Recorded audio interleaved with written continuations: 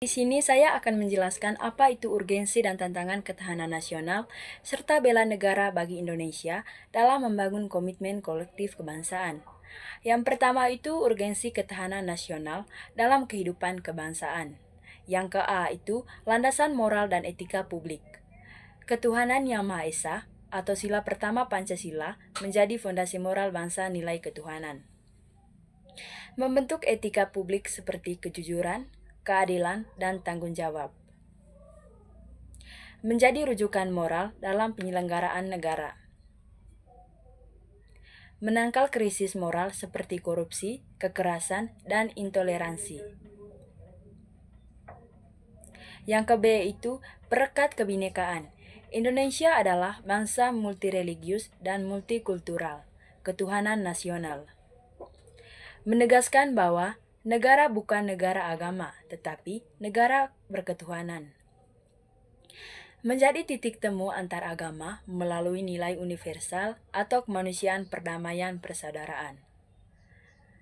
Mencegah konflik horizontal berbasis identitas keagamaan. Yang ke-C itu legitimasi ideologis negara. Ketahanan nasional memberi legitimasi ideologis bahwa kekuasaan negara dibatasi oleh nilai moral. Hak asasi manusia dijamin atas dasar martabat ciptaan Tuhan. Pancasila menjadi ideologi pemersatu, bukan alat dominasi kelompok tertentu. Yang kedua itu urgensi bela negara dalam membangun komitmen kebangsaan.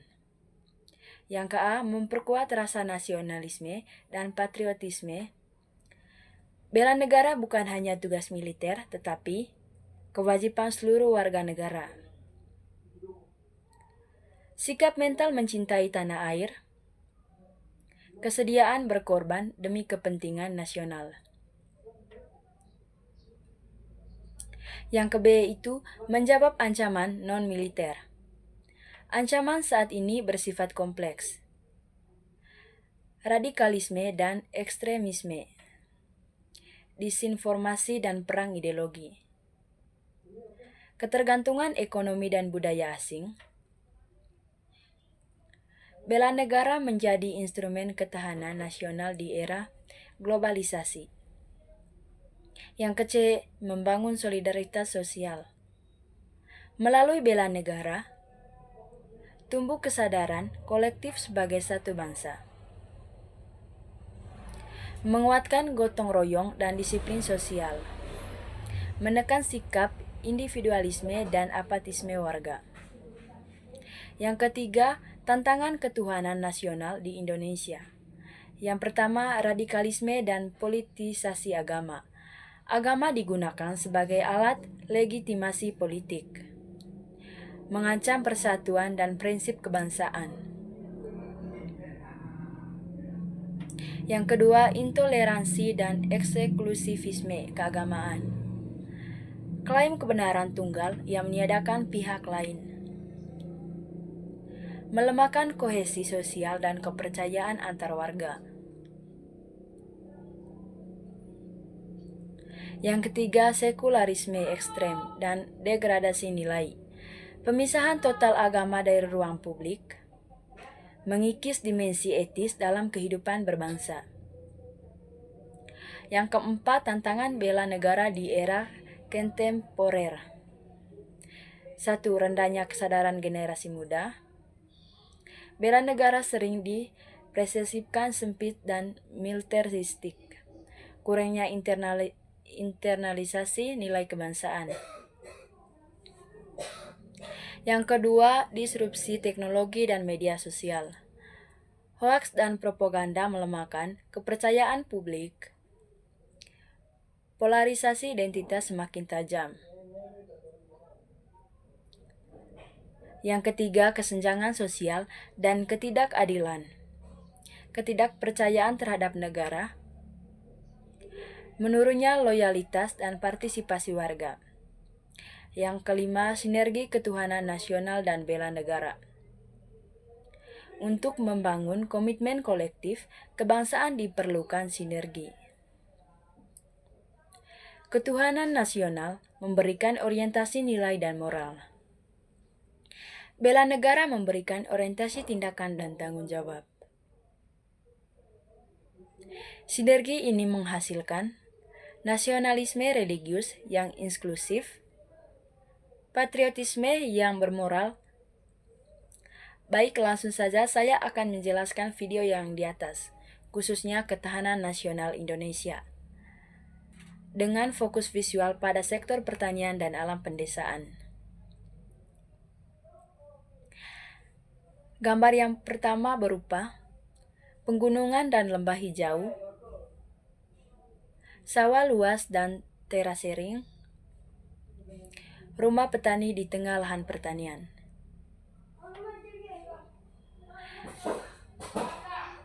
Gambar-gambar di atas umumnya melambangkan ketahanan pangan, sumber daya alam, dan kehidupan agraris Indonesia. Baik, makna yang saya ambil dari video di atas mengajak kita merenungkan apakah Indonesia benar-benar aman secara ketahanan nasional, terutama dari sisi ketahanan pangan, pengelolaan lahan, ketergantungan pada alam dan petani, kontras antara alam yang tampak subur dan rawan memberi kesan. Meski Indonesia kaya sumber daya, masih ada ancaman atau tantangan struktural atau alih fungsi lahan impor pangan, kesejahteraan petani, perubahan iklim. Membangun kolektif bangsa berarti membangun kesadaran, komitmen, dan tindakan bersama seluruh warga negara untuk hidup sebagai satu bangsa yang bersatu, adil, dan berdaulat. Dalam konteks Indonesia, hal ini tidak bisa dilepaskan dari Pancasila, Undang-Undang Dasar 1945, Bhinneka Tunggal Ika, dan NKRI. Yang pertama itu memperkuat fondasi nilai bersama. Yang kedua, internalitas Pancasila. Kolektif bangsa dibangun dari kesepakatan nilai, ketuhanan yang inklusif dan toleran, kemanusiaan yang adil dan beradab, persatuan di atas kepentingan kelompok, demokrasi yang bermusyawarah, keadilan sosial bagi seluruh rakyat. Nilai ini harus dihidupi, bukan sekedar dihafal. Yang ke-B, etika publik dan moral kebangsaan. Bangsa yang kolektif membutuhkan kejujuran dan keadilan sebagai norma bersama, kepedulian terhadap kepentingan umum, penolakan terhadap kekerasan dan diskriminasi.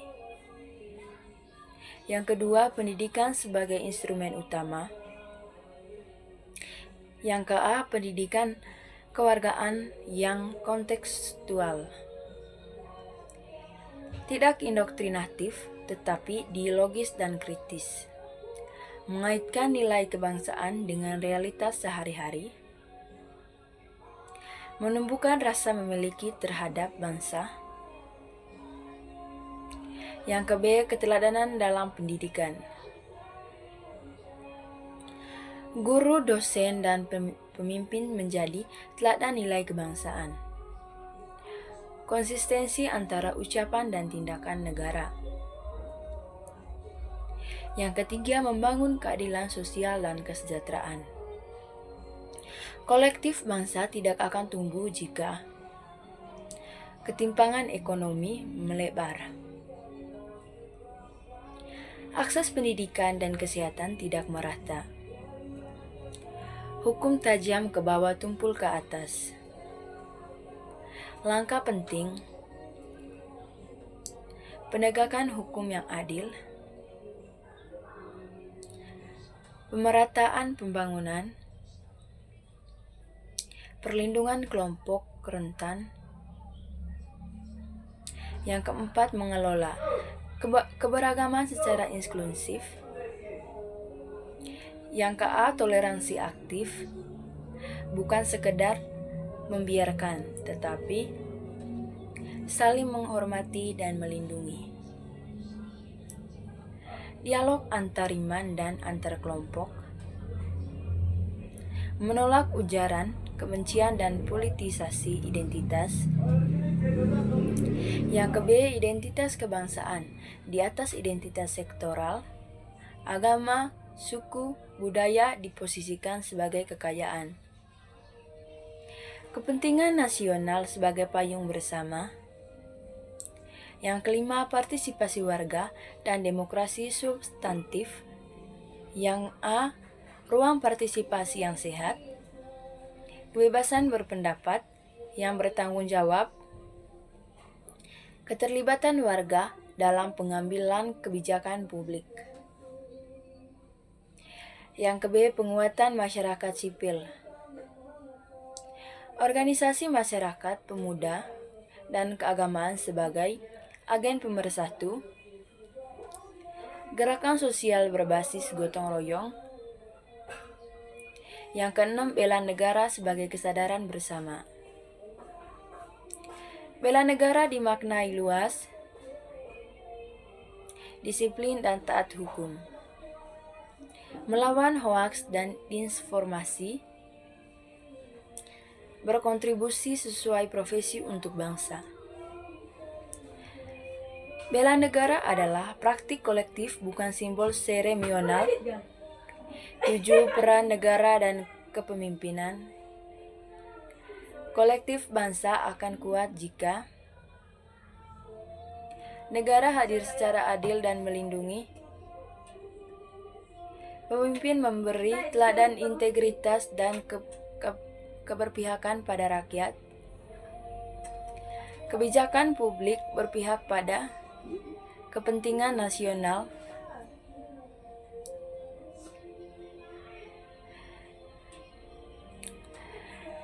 Yang terakhir, membangun kolektif bangsa bukan proyek instan, melainkan proses berkelanjutan yang memerlukan nilai bersama yang disepakati, keadilan sosial yang nyata, partisipasi warga yang aktif, keteladanan kepemimpinan. Dengan demikian, bangsa Indonesia tidak hanya bersatu secara simbolik, tetapi solid secara moral, sosial, dan politik. Urgensi ketahanan nasional adalah pentingnya upaya suatu negara untuk menjaga kemampuan bertahan, beradaptasi, dan berkembang dalam menghadapi berbagai ancaman, tantangan, hambatan, dan gangguan, baik yang datang dari dalam maupun dari luar negeri. Urgensinya dapat dijelaskan sebagai berikut. Yang pertama, menjaga kedaulatan dan ketuhanan negara. Ketahanan nasional memastikan negara tetap utuh secara wilayah ideologi, politik, dan hukum dari ancaman separatisme, radikalisme, atau intervensi asing. Yang kedua, menjamin stabilitas nasional. Dengan ketahanan yang kuat, negara mampu mencegah konflik sosial, krisis politik, dan gangguan keamanan yang dapat mengganggu kehidupan masyarakat. Yang ketiga, menghadapi ancaman multidimensional. Ancaman saat ini tidak hanya bersifat militer, tetapi juga non-militer seperti krisis ekonomi, perang informasi dan hoaks, serangan siber, pandemi dan bencana alam,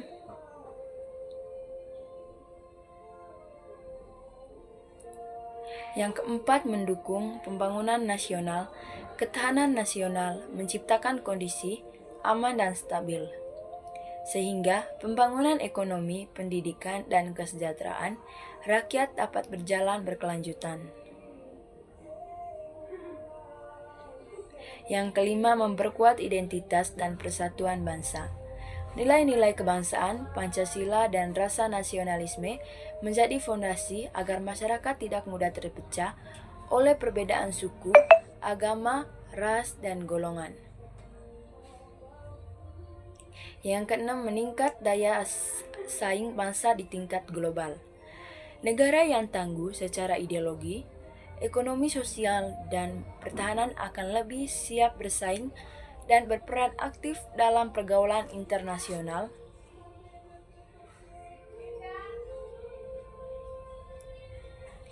Kesimpulan, urgensi ketahanan nasional terletak pada perannya sebagai benteng utama kelangsungan hidup bangsa dan negara, sekaligus sebagai modal dasar untuk mencapai tujuan.